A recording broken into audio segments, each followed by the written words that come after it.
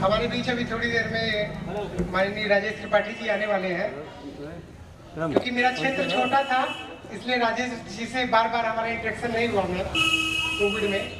लेकिन जब मेरा नाम थोड़ा बड़ा हुआ या हमको जानने लगे तो बाद में राजेश त्रिपाठी जी से हमारा संबंध हुआ, इसलिए इस लिस्ट में उनका नाम नहीं शामिल किया गया, जो सच है। बल्कि काम उन्होंने भी किया लेकिन हमसे इंटरेक्शन नहीं रहा, जो सच है मैम।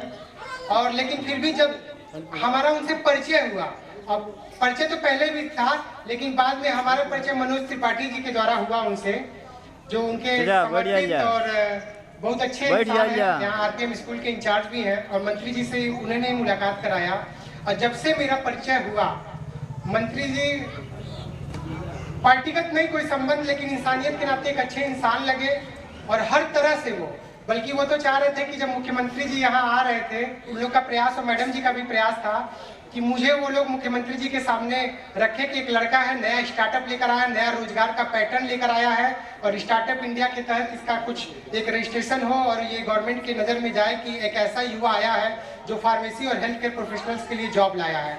और फॉर्म डी जो course, ma'am form D course तो 2008 से आया है, लेकिन गवर्नमेंट की ये देन है, मोदी जी की ये देन है कि 21 में एक एक्ट गवर्नमेंट पीसीआई और गवर्नमेंट ऑफ इंडिया ने मिलकर जो अमेंडमेंट लाया कि डॉक्टर ऑफ फार्मेसी कोर्स का रोल क्या होगा सोसाइटी में, उनकी जॉब अपॉर्चुनिटी क्या होगी।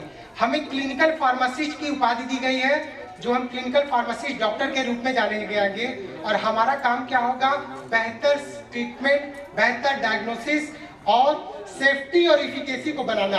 क्योंकि दवाओं का इतना इंट्रैक्शन, अगर 2 दवा आप बीडी एक साथ खा लेते हैं, हो सकता है आपका लीवर, किडनी, हार्ट सब फेल हो जाए, और बहुत दिन तक दवा खाते हैं तो भी दिक्कत है। तो इसकी मॉनिटरिंग करने के लिए गवर्नमेंट चाहती थी कि कोई डॉक्टर एक ऐसा बनाया जाए जो पीसीआई से रजिस्टर्ड डॉक्टर हो। तो इसलिए फॉर्म डी डॉक्टर्स के लिए रोजगार, डॉक्टर ऑफ फार्मेसी किए हुए बच्चे जो भी हमसे रोजगार चाहते हैं उनके लिए तो पूरा खाली है, क्योंकि कोई बच्चा ही नहीं है जो प्रैक्टिस करे। लोग रिसर्च में भाग रहे हैं, फॉर्म डी डॉक्टर्स इस समय रिसर्च सेंटर में जा रहे हैं क्योंकि अच्छी सैलरी है, या फिर फॉर्म डी करने के बाद लोग अमेरिका भाग जा रहे हैं, क्योंकि अमेरिका में क्या है कि उन्हें ट्रीटमेंट करने का मौका मिलता है। लेकिन सोसाइटी में ट्रीटमेंट करने वाले हैं, बहुत सारे हैं लोग, उनकी मॉनिटरिंग देख रेख करने वाले डॉक्टर की जरूरत है। इसलिए फॉर्म डी डॉक्टर्स जो डॉक्टर ऑफ फार्मेसी किए हैं वो लोग आए। अभी तो गोरखपुर में जितने तहसील हैं, हर तहसील में एक फॉर्म डी डॉक्टर मुझे चाहिए जो डॉक्टर ऑफ फार्मेसी किया है। उन सभी को मैं इनवाइट कर रहा हूं अपनी कंपनी में आए, बेहतर सैलरी लें और क्षेत्र की मदद करें। वहां की जनता उन्हें पैसा भी देगी, उन्हें रोजगार भी देगी, आम जनता उन्हें देगी और वो उनकी सेवा करे। पैसे की उनको कमी नहीं होगी, उन्हें विदेश भागने की जरूरत नहीं है कि अमेरिका में जाके 4.5 लाख रुपया महीना सैलरी उठाए। यहाँ की जनता उनको इतना पैसा देगी, उनको विदेश जाने की जरूरत नहीं है, घर चलाने के लिए पर्याप्त मिल जाएगा। यह रोजगार प्लेटफॉर्म हम चाह रहे हैं और मंत्री जी का बड़ा सहयोग रहा, तब से जुड़े रहे हमसे, अक्सर मुलाकात होती रही है। अभी एक विज्ञान प्रतियोगिता था, मैं उनके जहाँ भी मैं सपोर्ट करता हूँ उनको वही सपोर्ट करता हूँ जहाँ वो सोशल काम करते हैं। राजनीतिक सपोर्ट हमारा ना किसी को भविष्य में रहेगा ना कभी रहेगा, लेकिन जैसे विज्ञान प्रतियोगिता वो कराए, जो वो चाहते थे कि जो युवा है उन युवाओं को एक साइंस से जोड़ा जाए कि वो डॉक्टर बने, इंजीनियर बने, साइंटिस्ट बने। इसके लिए विज्ञान प्रतियोगिता थी जिसका एग्जाम मुझे गोला में जिम्मेदारी मिली, और मैं गोला में 1350 बच्चे करीब पूरे इधर हुए और उसमें बच्चे एग्जाम दिए, पास हुए। जो सजीव महोत्सव में उनको जो है सम्मानित किया जाएगा उन बच्चों को। तो ये सारे प्लेटफॉर्म जो है इन लोगों की मदद से है, और मैं चाहूँगा कि इस स्टार्टअप को आप योगी जी तक पहुंचाएं कि इस स्टार्टअप को, क्योंकि इसमें बहुत सारे फंड भी आते हैं जो यहाँ के लोगों को काम में आ सकते हैं। जैसे सीड फंड एक गवर्नमेंट का फंड है जिसमें 20 लाख की फंडिंग एक प्राइवेट लिमिटेड कंपनी को दी जा रही है जो बिना ब्याज के होगा, और 50 लाख रुपए की फंडिंग जो है वो गवर्नमेंट ऑफ इंडिया दे रही है, मोदी जी की सरकार की तरफ से हमें मिल रही है कि आम जनता की मदद और रोजगार पैदा करने वाला अगर युवा कोई है तो सरकार उसको कम से कम ब्याज पे पैसा देगी और वो समाज की सेवा कर सके। तो ये फंड अगर हमारे गोला में आ गया तो हम शारदा अस्पताल को और भी अस्पताल को और अपने क्लिनिक को इतना बढ़िया डेवलप कर लेंगे कि सस्ती, क्योंकि देखिए ज्यादा ब्याज होगा तो लूटेंगे आपको, सीधी बात। लेकिन पैसा सस्ता, पैसा अपना रहेगा तो आदमी को लूटने का दिमाग में आएगा ही नहीं। और दूसरी बात कि इस फाउंडेशन की तरफ से एक सॉफ्ट स्किल ट्रेनिंग प्रोग्राम हम करवाएंगे जिसमें प्रेम रावत जी का भी सपोर्ट लेंगे हम लोग। अपने कॉलेज के भी बहुत सारे हमारे प्रोफेसर हैं जो वहाँ से आके हमको सपोर्ट करने के लिए तैयार हैं। APJ Abdul Kalam technical university से भी बहुत सारे प्रोफेसर हमको सपोर्ट करेंगे कि बच्चे को, मैं देख रहा हूँ इंटर, BA, BSc, MSc सब कर ले रहे हैं, लेकिन उनके जिंदगी में गोल नहीं है। और जिस व्यक्ति के पास गोल नहीं है वो जाएगा कहाँ? और गोल, माँ बाप कहते हैं बेटा तेरा गोल है डॉक्टर बनना, ये गलत है।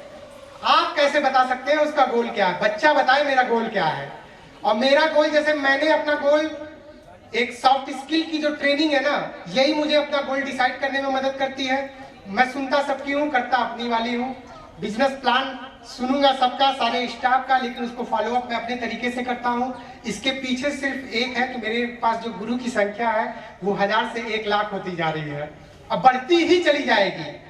जो गुरु है मेरे लिए, हर व्यक्ति गुरु के रूप में है, और मैं गुरु के रूप में उनको पूछता हूँ जो थोड़ा सा भी ज्ञान मुझे दिया।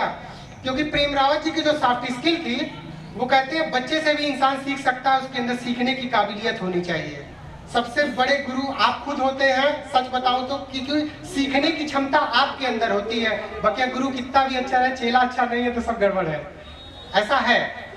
तो अपने बच्चों को, मैं आम बच्चों को, मैं स्कूलों में इंटरमीडिएट के बच्चों की एक सॉफ्ट स्किल ट्रेनिंग प्रोग्राम कराऊंगा कि उन बच्चों को उसी समय सेट कर दिया जाए कि वो बच्चे जिंदगी में अपने करेंगे क्या।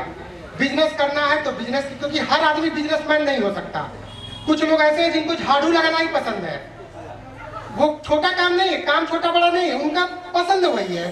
कुछ लोग हैं जो IPS बनना चाहते हैं, PCS बनना चाहते हैं, IAS बनना चाहते हैं। कुछ लोग हैं जो व्यापारी बनना चाहते हैं। कुछ लोग का पैसा है वो लीडर बनना चाहते हैं। तो जो बनना चाहता है उसके लिए हम प्रमोशन करें, उसको प्रमोट करें, और भविष्य में उसके लिए एक प्लेटफॉर्म तैयार करें कि जिस रास्ते को जाना चाहता है वो रास्ता मिले। और अभी डॉक्टरों की संख्या में, अभी देखिए चाचा के, डॉक्टर अनूप चाचा के 2 लड़के, एक लड़की इनकी MBBS कर चुकी है, दूसरा लड़का एडमिशन हो गया है। विनोद गुप्ता सर जो सब रजिस्ट्रार हैं, आपके भी बच्चे, 4 बच्चे इनके डॉक्टर हो रहे हैं, जो भविष्य में MD करके इसी गोरखपुर क्षेत्र को सेवा देंगे। 6 डॉक्टरों की टीम हमारे पास ऑलरेडी हो गई है, और 2 डॉक्टर तो यहाँ पहले से भी हैं। एक डॉक्टर अनिल सर है, दिलीप जी के सर के, और डॉक्टर अनिल तिवारी सर, ये 2 है। 8 लोगों की टीम तो अभी गोला में है, और अभी भविष्य में ये 8 से 50 भी हो जाएगी। तो चिल्लू पार्क को ये सोचने को, या गोरखपुर को ये सोचने की जरूरत नहीं है कि डॉक्टर नहीं है। और बहुत सारे ऐसे व्यापारी गण हैं यहाँ पे जिनके बच्चे इस समय चाइना में, रसिया में, यूक्रेन में जो MBBS कर रहे हैं, 4था ईयर, 5वां जो भी है, अब कंप्लीट के कगार पे। वो सब बच्चे, मैं कहूँगा कि तुम विदेश भागने के चक्कर में मत पड़ना, तुम्हें बाहर नहीं जाने की जरूरत, इसी गोरखपुर में रोजगार मिलेगा। बस चिल्लू पार्क के लोगों को, यहाँ के कस्टमर को तुम यहाँ रोक लीजिए, अच्छी सर्विस दे दिए, तो यहाँ खुद इतने लोग हैं कि तुमको कहीं और दिल्ली जाके रोजगार खोजने की जरूरत नहीं है, और मिलेगा। सिर्फ विश्वास लोगों में आ जाए कि यहाँ डॉक्टर अच्छा है, यहाँ पे सुविधा अच्छी है, यहाँ ठगी नहीं है। और दूसरी चीज कि मैं जो अपने यहाँ सिस्टम बनाया हूँ दवा में, कुछ लोग आते हैं वो कहते हैं कि एक मैं अपने यहाँ स्टाफ खोज रहा हूँ जो बनिया मुझे चाहिए। अब लोग कहते हैं कि तुम बनिया क्यों कहते हो? मैं कहता हूँ बनिया जात नहीं, बनिया एक टैलेंट है, और ब्राह्मण भी जात नहीं, ब्राह्मण एक टैलेंट है। जैसे कि एक उदाहरण देता हूँ मैं, कि मैं कोई 10 रुपए का सामान खरीद के लाता हूँ, और मेरा कोई जानने वाला है गरीब रहता है तो मैं 10 में उठा के दे देता हूँ, और कोई खाते रिश्तेदार है तो फ्री में उठा के दे देता हूँ। लेकिन बनिया एक ऐसा टैलेंट है कि वो बंदा 10 रुपए की चीज 10 रुपए 25 पैसे में ही बेचेगा। तो मुझे अपनी कंपनी में ऐसे भी लोग चाहिए जो हमें फाइनेंशियली सपोर्ट कर सके, उनका टैलेंट, क्योंकि हर काम मैं नहीं कर सकता। जो जिस टैलेंट के लायक है, जिस तरह का है, उसको वो काम दिया जाए, वो रोजगार दिया जाए, उसका लाभ लिया जाए कि भविष्य में हम आगे बढ़ सके। तो ऐसे लोगों की मैं तलाश भी कर रहा हूँ।